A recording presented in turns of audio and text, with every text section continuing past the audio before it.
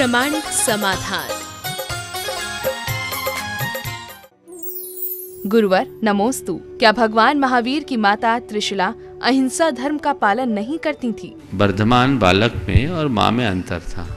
माँ थी, वो एक आम माँ थी, ठीक है, थोड़ा अंतर था, लेकिन इतनी सूक्ष्म अहिंसा का पालन वो नहीं करती थी। वर्धमान महासंवेदनशील थे, ज्ञानी थे, इसलिए वे अहिंसा का पालन करते थे। गुरुवर नमोस्तु। वर्तमान में रावण की प्रवृत्ति वाले बहुत विकसित हो रहे हैं, तो राम की प्रवृत्ति को विकसित करने के लिए क्या प्रयास करना चाहिए? देखिए, इसलिए क्योंकि हम नाम भले राम का लेते हैं, काम रावण का करते हैं। लोग आदर्श उसको उल्टा बनाए, सोच उल्टी है, चिंतन उल्टा है, लोगों की सोच पूरी तरह भौतिक हो गई। राम बनने के लिए हमें अपने आप को सही रास्ते पर ले जाना पड़ेगा। हम अपने जीवन को जब तक पॉजिटिव एटीट्यूड की ओर नहीं मोड़ते, तब तक हम अपने भीतर राम भाव की अभिव्यक्ति नहीं कर पाते। तो हमें श्री राम के आदर्शों का आत्मसात करने की ज़रूरत है। हमारे अंदर नकारात्मकता के संस्कार कुछ इस तरह से हावी हो गए हैं कि सर्वत्र हम स्खलन के ही रास्ते पर चलते हैं। नकारात्मकता से सकारात्मकता की ओर बढ़ें, तभी सुपरिणाम आएंगे। गुरुवर नमोस्तु। चाहे कितना भी कमा लो, कभी घमंड मत करना, क्योंकि शतरंज का खेल खत्म होते ही राजा और मोहरे एक ही डिब्बे में रख दिए जाएंगे। इसका क्या तात्पर्य है? देखो, तुमने जो लाइनें बोली है उसी में पूरा अर्थ है, स्पष्ट है। मर जाने के बाद सबको या तो जलाया जाता है या दफनाया जाता है, और जला देने के बाद राख में कोई अंतर नहीं होता। हो सकता है राजा को चंदन की लकड़ी से जलाया जाए और रंग को गोबर के उपलों से जलाया जाए, लेकिन एक बात सबको याद रखना चाहिए, चंदन की राख में सुगंध नहीं होती है और उपलों की राख में दुर्गंध नहीं होती है। जिस दिन मनुष्य इस सच्चाई को जाने लेगा, उस दिन उसके जीवन की दिशा और दशा सब बदल जाएगी। नमस्कार गुरुवर नमोस्तु। पत्थर से बहुत सारी चीजें बनती हैं, पर गुरुवर आप कैसे पहचान लेते हैं कि इस पत्थर में भगवान बनने की शक्ति है या नहीं? देखो, आपने पूछा है कि आपको कैसे पता चलता है कि इस पत्थर में कौन सी मूर्ति छिपी है। शिल्पी की आंख की ये विशेषता होती है। सामान्य व्यक्ति के लिए जो पत्थर है, शिल्पी के लिए वो मूर्ति होती है। जिसे केवल वस्तु का ऊपरी रूप दिखता है, वो वस्तु या व्यक्ति को केवल उसी रूप में आंकते हैं जैसे वे सामने होते हैं, पर जिन्हें उसका भीतरी रूप दिखता है, वे उसे देखते हैं जिसकी उसमें संभावनाएं छिपी होती है। गुरुजनों की यही महिमा है।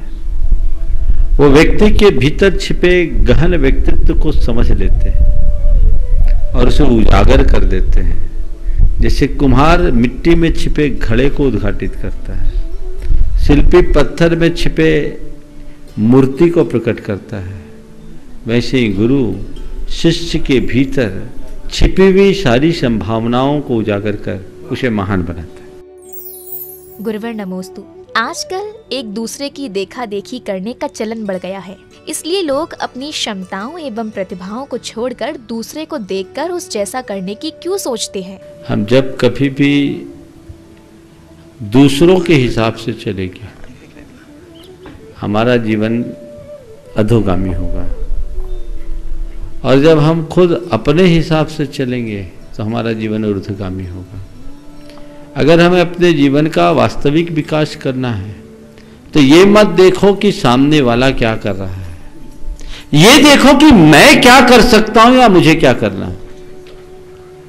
जो मुझे करना है और जो मैं कर सकता हूं, उसके लिए प्रयास करो, और यदि उस पर ठीक ढंग से हमने प्रयास कर लिया, तो धीरे धीरे वह सब चीजें उद्घाटित होगी, और जब वो उद्घाटित होगी तो वो सब हमारी निजी होगी, अपनी होगी। ये हमें वैसा ही प्रयास करना चाहिए और जीवन को उसी अनुरूप देखना चाहिए। गुरुवर नमोस्तु। चिता और चिंता में केवल बिंदी का ही अंतर है। चिता तुरंत जला देती है, लेकिन चिंता धीरे धीरे जलाती है। गुरुवर, चिंता का क्या इलाज है? देखिए, सबसे पहले तो मैं आज आप राजू भाई खड़े रहो, एक बात आप सबको बताना चाहूँगा जो मुझे बड़ी अच्छी लगी, और आप लोगों को इसलिए बता रहा हूँ, इससे आप लोगों को प्रेरणा मिलेगी। आज सुबह जब इन्होंने आशीर्वाद लिया 15वें मंदिर के निर्माण का, तो यहाँ के समाज के लोगों से उस समय मांगा कि मुझे थोड़ा समय दो। जब लोगों ने समय बोला इतने दिन में तो मैं कर दूंगा, जो भी इनने समय मांगा हो गया। लेकिन आज ये दिन में मेरे पास आए और इन्होंने मुझसे एक संकल्प लिया कि महाराज जब तक मैं अपनी स्वीकृत राशि नहीं दूंगा तब तक मीठे का त्याग करता हूं, मीठे का त्याग करता हूं। मैंने बहुत दान दातार देखे, पर ऐसे संकल्पित दातार मुझे पहली बार मिले। राजू भाई को इसके लिए बहुत बहुत आशीर्वाद। और इन्होंने कहा आप तो आशीर्वाद दो कि मैं तो 2-3 महीने में ही कर दूं। मैं आप सबसे भी यही कहता हूं, दान देने का जब भी प्रसंग आए संकल्प तो लेना ही चाहिए और समय लेके संकल्प लेना चाहिए, लेकिन उस संकल्प को शिथिल ना हो इस भाव से कुछ ना कुछ त्याग करना चाहिए और अपनी जो भी घोषित राशि है संकल्पित अवधि के पहले चुकाने का प्रयास करना चाहिए। बहुत अच्छा लगा आपने जो संकल्प प्रकट किया, तो मैंने कहा ऐसे व्यक्ति की जानकारी, मैं तो सोचा शायद निकल गए होंगे लेकिन दिख गए, तो हमने कहा ये जानकारी तो सब तक होनी ही चाहिए। आपने कहा है चिता तो एक बार जलती है, उसे कोई टाल नहीं सकता और वो हमें जलाती है मरने के बाद, इसलिए उसकी परवाह भी नहीं। पर चिंता जो हमें धीरे धीरे जलाती है उससे हम कैसे बचें, चिंता की आग से कैसे बचें? 4 उपाय संक्षेप में बता रहा हूं, मैं तो 4 ही बातें बोलता हूं। सबसे पहली बात, सकारात्मक सोचिए। हमारी सोच सकारात्मक होनी चाहिए, हर बात को सकारात्मकता से सोचिए, आपके ऊपर चिंता हावी नहीं होगी। सूत्रों में बोलूंगा, व्याख्या नहीं करूंगा, व्याख्या तो प्रवचन में। दूसरी बात, आत्मविश्वासी बनिए। कई बार चिंता ऐसी होती है कैसे करेंगे कैसे करेंगे कैसे करेंगे, नहीं करेंगे कैसे, हो जाएगा। अगर आपका कॉन्फिडेंस मजबूत हो तो आपके मन में कभी चिंता हावी नहीं हो सकती। सामान्य मनुष्य के सामने जब कोई काम आता है तो वह घबराता है, चिंता करता है कि ये कैसे होगा, और जो आत्मविश्वास से लबरेज है उसके सामने अगर काम आता है तो ये नहीं सोचता ये कैसे होगा, वो केवल ये सोचता है कि इसे कैसे करना है। बात क्या कर रहा हूं? एक व्यक्ति ये सोचता है कि ये कैसे होगा और एक व्यक्ति ये सोचता है कैसे करना है, कैसे होगा ये सोचने वाला मनुष्य चिंता करता है और कैसे करना है ये सोचने वाला मनुष्य जज्बाती कहलाता है।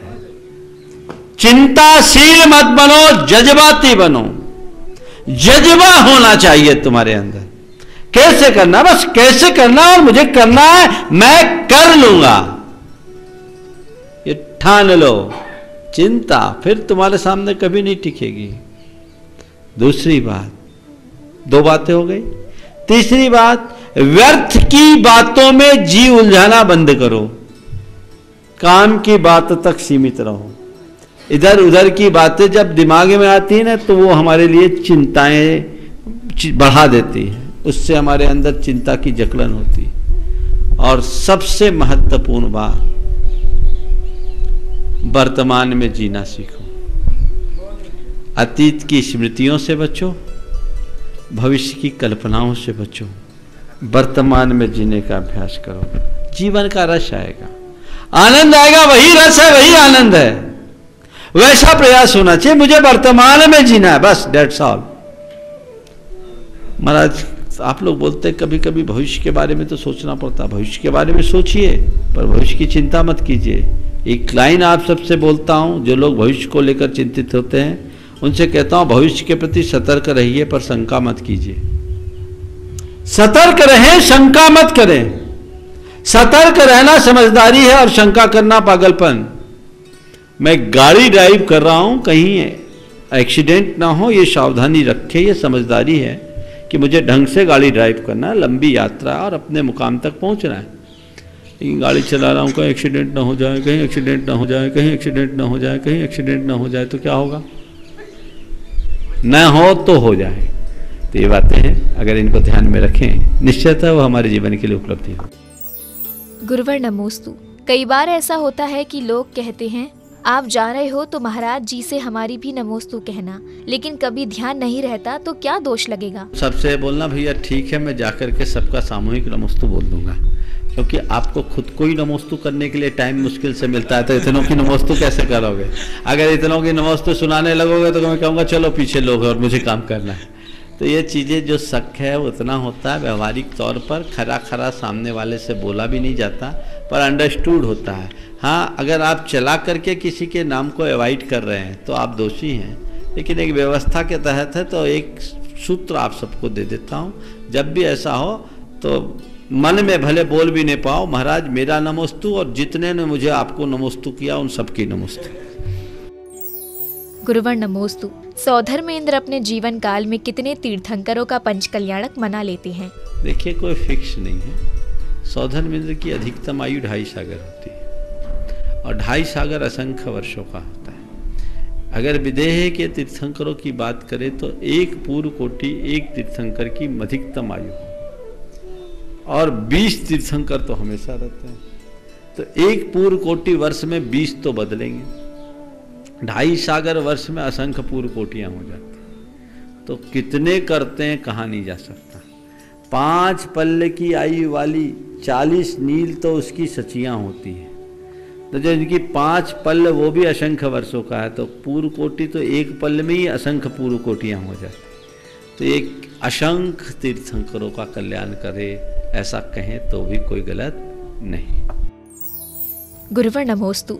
आत्मा का शरीर से क्या संबंध है? बीमारी में इलाज हम शरीर का करते हैं, लेकिन आत्मा उसमें रहती है जो दिखाई नहीं देती।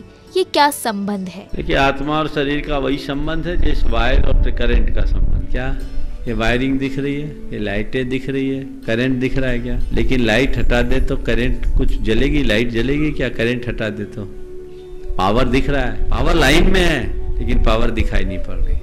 तो हमारे शरीर के भीतर का जो पावर है वही आत्मा है, और बाहर का ये जो कलेवर है, ये वायरिंग है, ये शरीर। आपने कहा कि बीमार होते हैं तो इलाज शरीर का किया जाता है, और मर जाते हैं तो जलता शरीर है।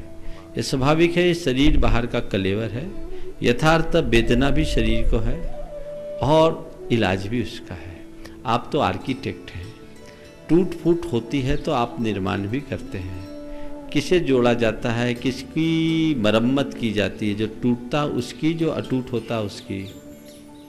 किसकी करते हो?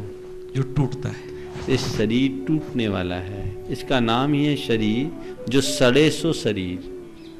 संस्कृत में शरीर की व्याख्या की है शीर्यते इति शरीरम, जो सड़े सो शरीर। शरीर सड़नशील है, ये इसका स्वभाव है। तो शरीर सड़ता है, तो जब शरीर सड़ता है, शरीर गलता है, शरीर में टूट फूट होती है, तो शरीर की मरम्मत करनी होती है। शरीर की टूट फूट ही रोग के रूप में प्रकट होती है, और उसकी चिकित्सा उसकी मरम्मत है। आत्मा में कोई टूट फूट नहीं, अटूट अखंड अक्षय है, इसलिए आत्मा की कोई चिकित्सा की जरूरत नहीं है। अब रहा सवाल आत्मा के संबंध विच्छेद के बाद या प्राण निकल जाने के बाद, आदमी के मर जाने के बाद सड़ता शरीर है, तो सीधी सीधी सी बात है, जब तक भीतर प्राण का आधार नहीं होगा चीजें टिकेगी कब? कमल आपने देखा सूरज की प्रचंड किरणों के मध्य में खिला रहता है, लेकिन जब नाल का संबंध टूट जाए, नाल विच्छेद हो जाए, तो उसे एयर कंडीशन में भी रखो तो मुरझाता है। तो कमल के खिलने का आधार क्या है? कमल जो खिला है वो अपने बल पर नहीं खिला, कमल केवल इसलिए खिला है क्योंकि वो नाल से जुड़ा है। हमारे शरीर में भी जो गतिविधियां हैं वो उसकी अपनी नहीं है, उसकी गतिविधि का आधार भीतर का प्राण तत्व है। जब तक वह प्राण तत्व है तब तक शरीर हमें सक्रिय दिखता है। प्राण तत्व के निकलते ही हमारा शरीर सड़ने लगता है, ये स्वाभाविक प्रक्रिया है। गुरुवर नमोस्तु। हम सुंदर दिखाई देते हैं, वो माता पिता का गिफ्ट है। हम भी सुंदर कार्य करें जो माता पिता को रिटर्न गिफ्ट दे सके। इसके लिए क्या करें? बहुत अच्छी भावना व्यक्त की है जिस व्यक्ति ने भी ये लाइनें लिखी है। वाकई में बड़ा अच्छी प्रेरणा है। हम सुंदर दिखे, ये माँ बाप की हमारे लिए गिफ्ट है, और हम सुंदर काम करें, ये हमारे द्वारा दिया गया, माँ बाप को दिया गया रिटर्न गिफ्ट है। काश लोग ये चीज़ें समझ ले तो कोई संतान ऐसी ना हो जो माँ बाप को रिटर्न गिफ्ट देने से वंचित रहे। आज तुम जो कुछ भी हो माँ बाप की कृपा से हो, तो तुम्हें इस बात का अनुभव होना चाहिए कि मेरे ऊपर किसी का ऋण है, मेरे ऊपर किसी का कर्ज है, मैं कर्जदार हूँ और मुझे अपने कर्ज का मूल्य भी चुकाना है। इसलिए मैं कर्ज का मूल्य किसी भी हालत में चुकाऊँ, मुझे चुका करके ही रहना है, ये प्रयास होना चाहिए। और ये अगर तुम्हें बोध होगा तब तुम अपने फर्ज को समझोगे। और रहा सवाल हम अपने जीवन को सुंदर कैसे बनाएं, सुंदर आचरण करें, जीवन सुंदर बनेगा। 4 लाइनें बोलता हूँ जीवन को सुंदर बनाने के लिए। सही सोचें, सुंदर सोचें, सही बोले, सुंदर बोले, सही सोचे, सुंदर सोचे, सही देखे, सुंदर देखे, सही बोले, सुंदर बोले, और सही करे, सुंदर करे। यदि ऐसा आपने करना शुरू कर दिया, सोचना, देखना, बोलना और करना सुंदर कर दिया, तो आप वाकई में बड़े सुंदर होगे। जग आपका नाम लेकर आपके लिए अपने आप को कृतार्थ करेगा। जिस व्यक्ति के जीवन में ये चारों बातें जुड़ जाती है वो सत्यम शिवम सुंदरम को प्राप्त कर लेता है। हम अपने जीवन में इनको आत्मसात करें। गुरुवर नमोस्तु। चाहो और मिल जाए वो किस्मत, इंतजार से मिले वो समय, चाहो पर समझौते से मिले वो है जिंदगी, समझौता ना करना पड़े ऐसी सफलता कैसे मिले। बड़ा सीधा सा सरल है। जीवन की व्यवस्था को समझ लो, कभी समझौता की जरूरत ही नहीं पड़ेगी। जीवन की व्यवस्था को समझ लो, हमें किसी प्रकार की समझौते की जरूरत नहीं होगी। हम सहज रूप से सब चीज़ें स्वीकार कर लेंगे। समझौता कब करना पड़ता है? जब कहीं अवरोध उत्पन्न होता है, कहीं टकराव उत्पन्न होता है। और कोई भी अवरोध या टकराव हमारे जीवन में कब आता है? जब हम चीज़ों को एक्सेप्ट नहीं करते, उसे स्वीकार नहीं कर पाते। जीवन और जीवन की व्यवस्था कर ले कि हमारे जीवन में जो हम चाहते वो मिले, ये हमारे हाथ में नहीं है। जो मिले उसे हम चाहे, ये हमारे हाथ में है।